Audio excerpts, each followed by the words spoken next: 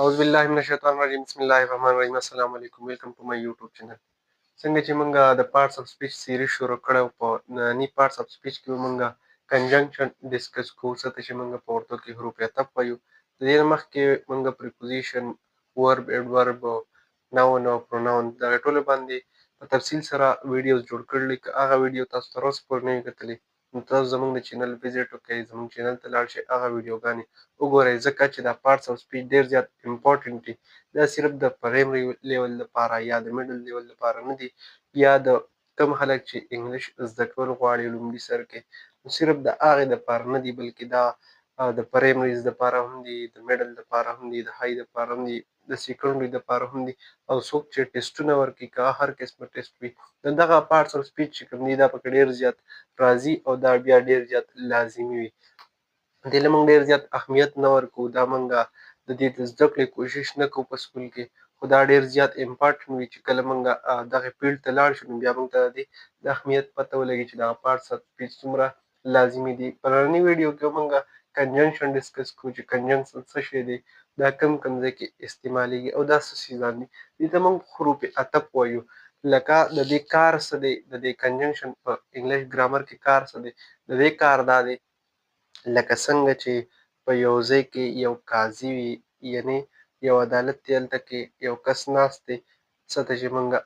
قاضي وایو، هغه د خلکو روغې راولي، روغ جوړ د خلکو راولي. دوه کسه دي د هغې روغه راولي. نو دغه شان د انګلیش په ګرامر کې د کنجنکشن کار دا دی چې دی په سینټنس کې د یو دوه ټکو یا د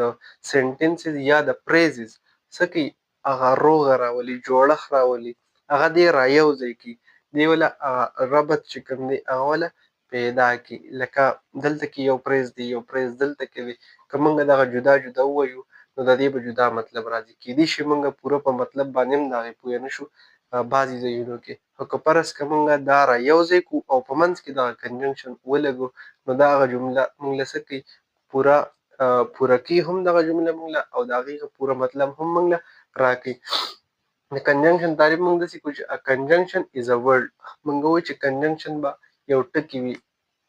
جدا جدا ټکي دي، ډېر شي ټکي دي، یو ټکي نه دی. خو دلته کې موږ وایو چې کنجنکشن یو ټکي دی چې څه چل کي، هغه دیټ جاینز ورډز، چې هغه موږ وایو که نه په پښتو کې چې هغه ورډز جاینز کي، ورډز را یو ځای کوي. صحیح ده. پریزز یا پریزز چې کوم دي هغه را یو ځای کوي، یا سینټنسز چې کوم دي نو هغه څه کوي، ټوګیدر کوي، را یو ځای کوي. نو پښتو کې مطلب دا شو چې کنجنکشن هغه ټکي دي، په پښتو کې موږ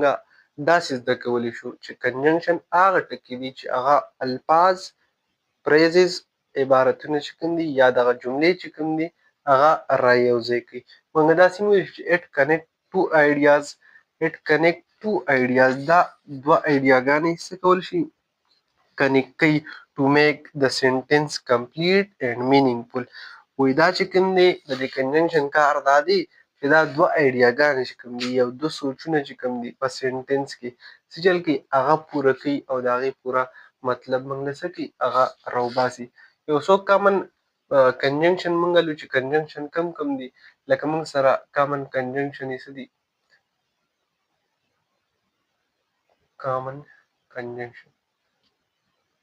موږ به څه وایو، د ټولو نه لومړی موږ اینډ والو، د اینډ اګزامپل ورکوو. اینډ چې کوم دی، بټ چې کوم دی، اف دی، وین دی، آر دی، او دغه شانتې نور ډېر شي کنجنکشن دي. دغه ټول ټکي چې کوم دي دا کنجنکشن دي، دا په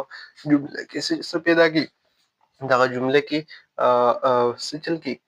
جاین کوي ځان یو بل سره. لکه موږ یو سنټنس اخلو چې علي اینډ اکرم are playing. څه چل کوي، بیا هم موږ جملې ته وکتو، علي اینڈ اکرم آر پلینگ، علی اور اکرم کھیل رہے ہیں، علي او اکرم لګیا دي لوبې کوي. که دا جمله موږ داسې وایو چې علي جدا مې وویلو، بیا مې وایو چې اکرم آر پلینگ، علي اکرم آر پلینگ، علي مې دلته کې وویل، اکرم مې هلته کې وویلو، آر پلینګ مې جدا وویلو، نو د دې په مطلب بیا موږ پوه نه شو. علي د دې ځای نه راغی، اکرم د دې ځای نه راغی او اینډ په منځ کې راغی. د اینډ چې کوم دی علي د لاس نه ونیسو اکرم یې د لاس نه ونیسو را یو ځای کړو نو د دواړو د سینټنس کې څه پیدا کو هغه مطلب یې پیدا کو هغه معنی ورله جوړه کړه علي او اکرم د دې نه موږ ته پته لګېده چې علي او اکرم لګیا دي څه کې لوبې کې نو دلته کې څه موږ استعمال کو اینډ استعمال کو او اینډ موږ څه ووایو چې دا څه شی دی دا کنجنکشن دی لہذا دلته کې څه پیدا کو هغه کنیکشن یې پیدا کو په دې جمله کې د علي او د اکرم کنیکشن یې پیدا کو د چا کنیکشن یې پیدا کو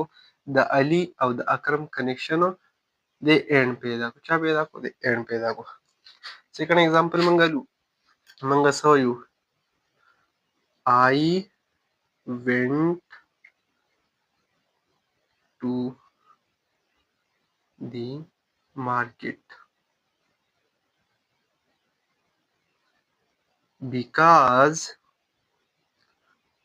because I need something. I went to the market. زه مارکیټ ته تللی وم because ځکه تللی وم ولې تللی وم دلته کې موږ ته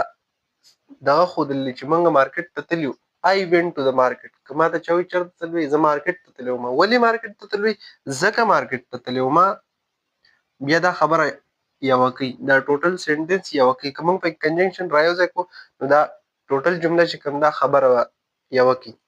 زه مارکیټ ته تللی وم because ځکه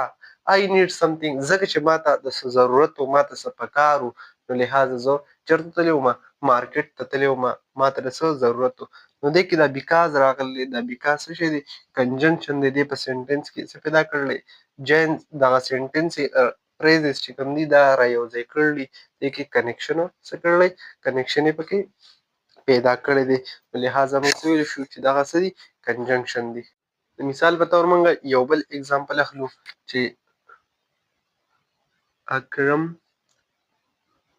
like tea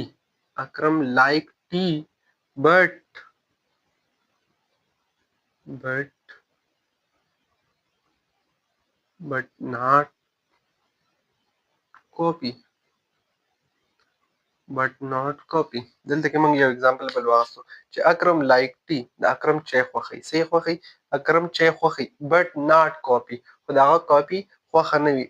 چای یې خوښوي خو کاپي یې خوښه نه وي دلته کې بټ استعمال شوی دی بټ موږ سره کنجنکشن دی او دغه شانتي نور هم موږ سره ډېر شي کنجنکشن دي چې کله دا په سینټنس کې راشي یا دغه ورډس په منځ کې راشي لکه دلته کې موږ وګورو دا د دې ورډزو او د دې ورډزو څه پیدا کړلی کنیکشن یې پیدا کړلی دلته کې د دوو فریزز او دلته کې دوه فریزز یا د دوه سینټنسو هغه ربط یې پیدا کړی دی نو امید لرم چې تاسو په دې باندې اوس پوره پوه شوي نور چې کوم کنجنکشن دي موږ سره د دې نه علاوه نور هم کنجنکشن دي خو تاسو په کنسپټ باندې پوه شوئ یا کنسپټ تاسو کلیر شو چې دا کنجنکشن کار څه دی دا به موږ کوم ځای کې استعمالوو نو په دې باندې تاسو پوره پوه شوئ تاسو دغه ویډیو خوښه شوي نو ویډیو سره لایک کړئ چینل سبسکرایب کړئ او د نورو ویډیوز انتظار کوئ والسلام